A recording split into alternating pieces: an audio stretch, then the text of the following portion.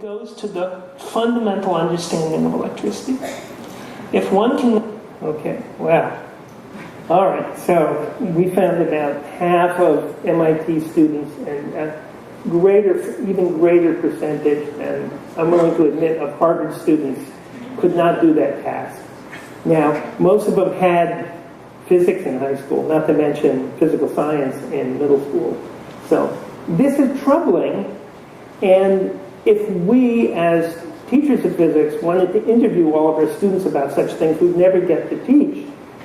So we went off and developed a number of multiple choice questions. We have about 2,000 of them now that test for student misconceptions. And this is one that we use at the middle school level, which involves an electric cord and piling books on the electric cord, and then asking what would happen to the lamp's brightness. And after taking middle school physical science, a whole 27% of students were able to get this right. So if they were guessing, it would be 20%. So this is not a very high number. Now, the interesting thing about this question is that when you interview kids, you find that they have stepped on lamp cords, and they have put the chair on a lamp cord, and yet they still believe, even though they saw no change in the brightness, they still believe, their theoretical belief about electricity is so strong that it's some fluid moving through a pipe that they choose some other answer. And indeed, which is the answer that they would probably choose, do you think? Which is the most common wrong answer in the list? Okay, let's see what. Yes, indeed, 39%, so only 10% with this, and 6% with this, and 18% with this. There's some sort of recovery going on here. But indeed, this is the dominant misconception that is sort of proportional to the weight. So this is what we would call strong misconception, because a large fraction of kids who get the question wrong choose one single wrong answer. Another question looks like this. This is from middle school physical science. Kevin starts walking from a store a certain distance from his home. Which sentence is a correct description of Kevin's motion as shown on the graph? So, let's see, he's starting 3 miles from home. He comes to half a mile from home for a while, and then he goes back to 3 miles from home. So let's see what the answers are. He walks toward home down a hill, then walks along a level path, then walks up a hill. The B is correct, towards home, stops for a while, then walks away from home, and so on. So the correct answer is this one, and the most common wrong answer is this one. So this is a question where there are a lot of wrong answers, but there's no dominant misconception here. So this is 20%, 18%, 28%, 5%. So there's a lot of different ways that kids think about this. Of course, this has happened to me. You know, I walked to the hardware store to get something that my girlfriend wanted, and then I walked home, and I realized when I could see the house, I didn't get what she wanted. I got something else, and then I went back to the hardware store. So this is the story of my life. So we have questions in all these areas. So this is the graphing question, or a graphing standard in the national standards. This is the electric circuit standard in the national standards. And you can see after taking a physical science course, by no means do kids get to a level of mastery. They're still down at the 50% level or the 30% level. And these are kids who finished 7th or 8th grade physical science. So we're certainly not meeting the national standards. The misconceptions have a strong hold on people. Now, I wondered, though, what happened in high school physics? Do kids learn the answers to these in high school physics? Well, certainly my Harvard and the MIT students didn't. So we tested some high school physics students and some chemistry students to see if there was any difference. And these are, you can see there's age makes a difference, or selectivity. Selectivity going from schools where everybody takes physical science to 2/3 of the kids taking chemistry to half of the kids taking physics. So they learn a little bit more about electric circuits and a little bit more about graphs, but they don't get up to the mastery level even after taking a physics course on the middle school standards. So there are some fundamental ideas that kids are still missing when they come out of physics class and they may enter the university. What about their teachers? Well, let's start with the high school physics and chemistry teachers. How did they do on this test? They do well. Of course, this dip is probably the chemistry teachers here. But the big question, which I like to ask people, is how do the middle school physical science teachers do on this test? We had a lot of them who gave this test to their kids, and we tested these teachers as well. And people predict they're down at the level of their students, they're below the level of their students, they took high school physics, so they're at the level of high school physics students. But no, they actually do almost as well as the high school physics teachers on the middle school standards. So there are a few parts that they're weak on, behavior of light, energy transfer, but otherwise they're pretty strong on the on getting the answers right.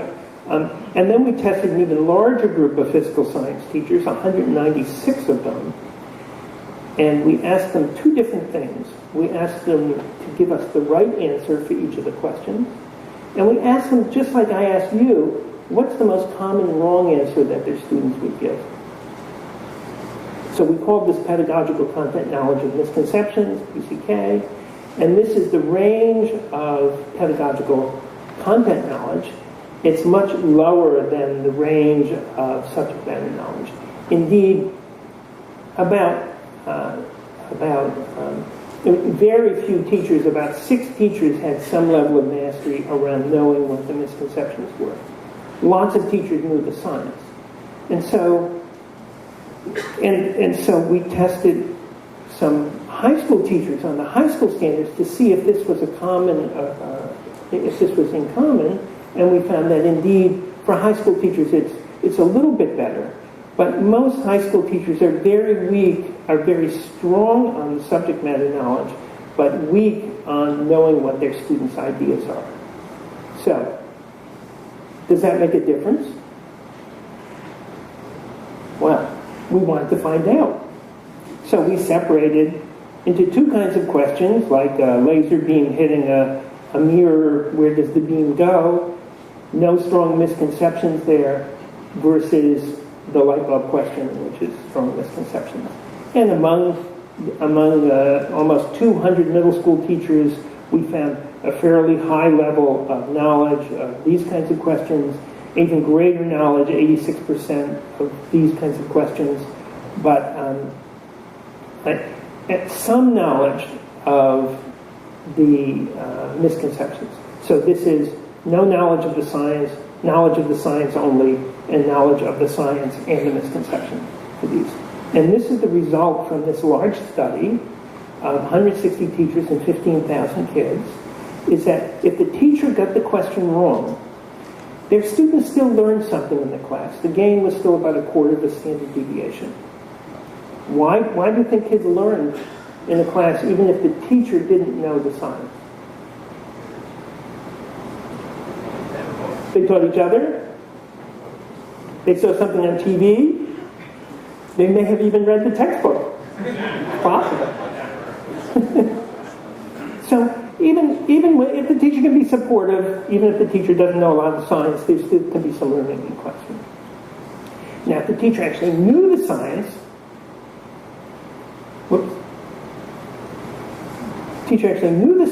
there was a big effect on these questions without strong misconceptions. Some of them were factual. So if the teacher had the facts right, the kids could pick up the facts. But the big question is, what happens when the teacher only knows the science versus knows the science and the misconception? So for teachers who only know the science around concepts with strong misconceptions, we found very little difference between the classrooms where the topics where the teacher didn't know the science and the ones that they did. If they knew both, there's larger gains, and if we had the error bars, This little error box up here. So we get almost twice the effect if the teacher knows the misconception. It's a very nice result. And it reinforces Ausubel's premise that preconceptions are important. So to summarize all the things that I found out about fads versus facts, persistence and performance is important in science. Persistence to a STEM career, lots of shifts in high school, the coursework that kids take influences them positively or negatively. AP courses don't really make any difference. It's the number of years that they take a course. And that emphasizing people, the orientation towards people and what science does for people, either individually or as a group, is really important for a lot of kids, especially females, with less emphasis on extrinsic reward. And in college, there's no cross-disciplinary effect that we found other than mathematics. So thinking that somehow teaching physics, teaching a regular physics course is going to make a difference in how well kids understand chemistry does not seem to be borne out. AP makes a difference, but it's small, and it's mainly restricted to the upper levels of getting a 4 or 5 on the AP exam. And even so, it's best for students to retake that course when they get to college because it strengthens their foundation. Coverage, how much you cover, cover less. Cover less and cover the things that are more important. Pedagogy, labs are important, but simple labs are even more important. And even though students maintain their misconceptions over time, your knowledge of both the science and the students' ideas is key. So, if you want to learn more about the tests that we use, we have many of them available for free. Just look up this misspelling of Mozart, that's how we spell it, M-O-S-A-R-T on the web, and you can log in and go through a little tutorial and download these tests, the Mozart website. If you want to learn more about the misconception interviews and videos, we have them available here at learner.org, Annenberg. And then if you want to know more about the persistence research, it's at our Factors Influencing College Science Success website, or just find my website at Harvard and all these things are listed. So most of this has been paid for by these three groups, NSF, NIH, and the U.S. Department of Education. And I want to acknowledge all the wonderful collaborators and students and advisors that we have for these projects. So thank you.